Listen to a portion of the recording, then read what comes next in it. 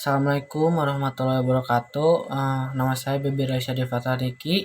Saya akan mempraktekkan tentang khutbah Jumat. Bismillahirrahmanirrahim. Innal hamdalillah nahmaduhu wa nasta'inuhu wa nastaghfiruh wa na'udzubillahi min syururi anfusina wa min sayyiati a'malina. Man yahdihillahu fala mudhillalah wa man yudhilu fala hadiyallah. Hamdan wa syukron lillah alazi an amana bini amatil imani wal islam. Allahumma sholli wa sallim wa barik ala sayyidina Muhammad wa ala alihi wa sahbihi ajma'in amma ba'du.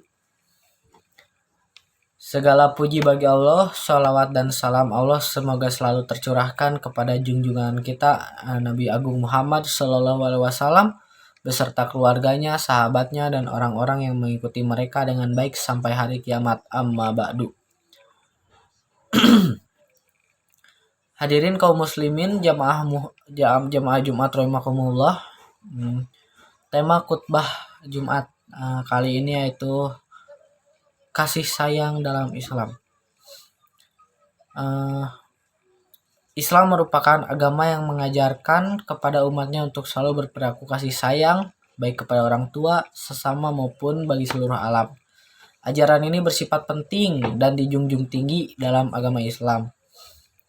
Rasulullah Shallallahu Alaihi Wasallam sebagai suri tauladan yang baik, uswatun hasanah pun diutus oleh Allah Subhanahu Wa Taala untuk menebarkan kasih sayang bagi seluruh alam, sebagaimana firman Allah dalam surah Al-Anbiya ayat 107 yang berbunyi wa ma arsalnaka illa rahmatan lil alamin, yang artinya dan kami tidak mengutus engkau Muhammad melainkan untuk menjadi rahmat bagi seluruh alam.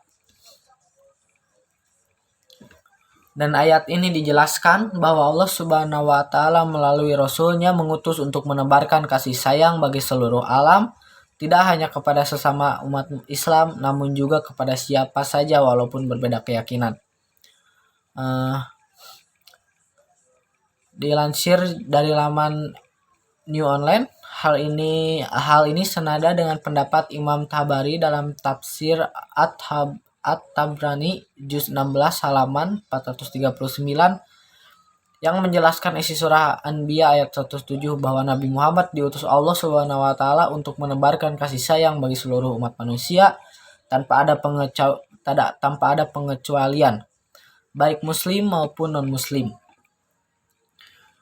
Hal tersebut memang sudah seharusnya menjadi barang tentu di mana seorang muslim selaku umat Nabi Muhammad SAW memiliki sifat untuk saling menyayangi kepada sesama. Hadirin kaum muslimin, jamaah Jumat rahimakumullah. Imam Bukhari dalam Sahih Bukhari juz 1 halaman 11 meriwayatkan bahwa Nabi Sallallahu Alaihi Wasallam bersabda, Al muslimu min salimal muslimuna mil lisanihi wa yadihi wal muhajiru man hajaro wa nallahu anhu. Seorang muslim adalah orang yang tidak melukai saudara muslim lainnya, baik dengan lisan dan tangannya. Orang yang hijrah adalah orang yang meninggalkan larangan Allah Subhanahu wa Ta'ala. Hadis riwayat Bukhari. Hadis di atas menerangkan bahwa Nabi Muhammad SAW memberikan tuntutan kepada seorang muslim untuk menanamkan karakter kehidupan di masyarakat yang saling menghormati, menebar kasih sayang, tidak saling menzalimi, tidak menghujat, dan tidak memusuhi kepada sesama. Hal-hal ini tentu harus dipraktekkan dalam tindakan maupun ucapan lisan. Perbuatan seperti menghujat dan memusuhi orang lain tidaklah mencerminkan perilaku sebagai seorang muslim. Perbuatan tercela seperti menghujat dan memusuhi justru akan menimbulkan perpecahan dan merenggakan persaudaraan sesama muslim. Dari sahabat Abu Musa radhiyallahu anhu, Rasulullah SAW pernah bersabda mengenai hubungan antara muslim satu dengan lainnya yang berbunyi, al mu'minu lil mu'mini qalbun yani yasyudu ba'dahu ba'da. Seorang mukmin dengan mukmin lainnya seperti satu bangunan yang tersusun rapi, sebagainya menguatkan sebagian lain. Dan beliau Nabi Muhammad SAW meretakan jari jemarinya. Hadis riwayat Bukhari nomor 408.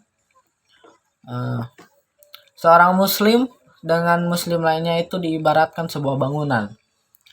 Apabila menginginkan sebuah bangunan yang berdiri kokoh, maka kita harus diisi dengan perilaku saling menguatkan dan menyayangi satu sama lain. Tindakan-tindakan seperti mencela justru akan berdampak negatif dan hanya memicu pertengkaran yang tidak dibenarkan dalam ajaran Islam. Perilaku kasih sayang tidak hanya memiliki dampak positif pada lingkungan di sekitar kita, namun juga akan menempatkan kita sebagai orang yang paling dekat dengan rahmat Allah Subhanahu wa taala. Allah akan menebarkan rahmat dan kasih sayang kepada orang-orang yang menebarkan kasih sayang kepada para makhluknya.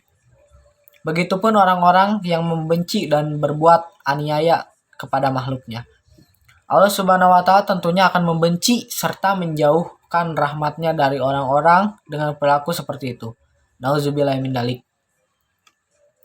Kemudian, perilaku dan sifat kasih sayang tidak hanya diberikan kepada kaum muslimin saja. Sikap seperti ini juga harus diterapkan kepada lawan. Lawan di sini diartikan dengan orang-orang yang memiliki keyakinan berbeda. Umat Islam harus senantiasa menunjukkan sikap kasih sayangnya dengan bentuk toleransi yang tinggi dan menghargai perbedaan yang ada.